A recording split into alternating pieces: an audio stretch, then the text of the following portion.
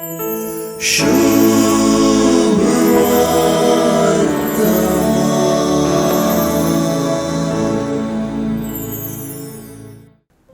सुवार्तेंत जेजून आपणागच जायत्या आश्चर्यांद्वारे उघडाप करून जातास आणि आपणाविषयी लोकांमध्ये आणि आपल्याच गांवकारांमध्ये दरबस्त नासमजणी आणि स्कांदलाची परिस्थिती येऊ देता.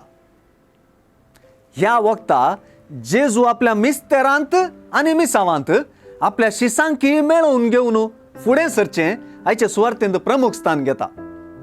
जेजू आपल्या शिसांक शिकोवन दिवंक आणि गुण करूंक धाडता. सुवार्तेन सांगलेल्या प्रमाणे जेजूचे मिसांव शैलीक एक निर्दिष्टपण आसा. हे शैलींत एके रितीची बायली दुबळीकाय आणि मिसावाक गरजेच्यो मूल्य गजाली मिसळल्यात.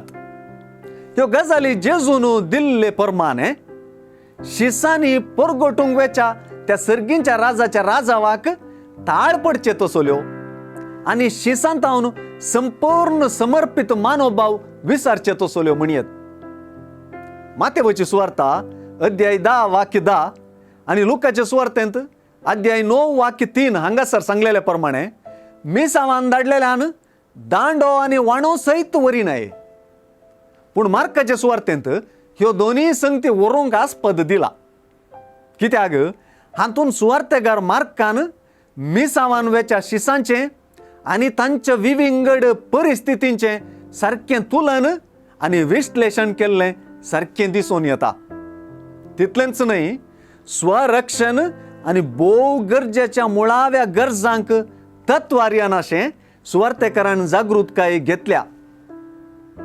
वरियत आणि वरू नये म्हणले उतरांच एका सुवार्ता प्रचारकाक विवेकी आणि समर्पित मानवभाव असा करूंक प्रेरित करतात.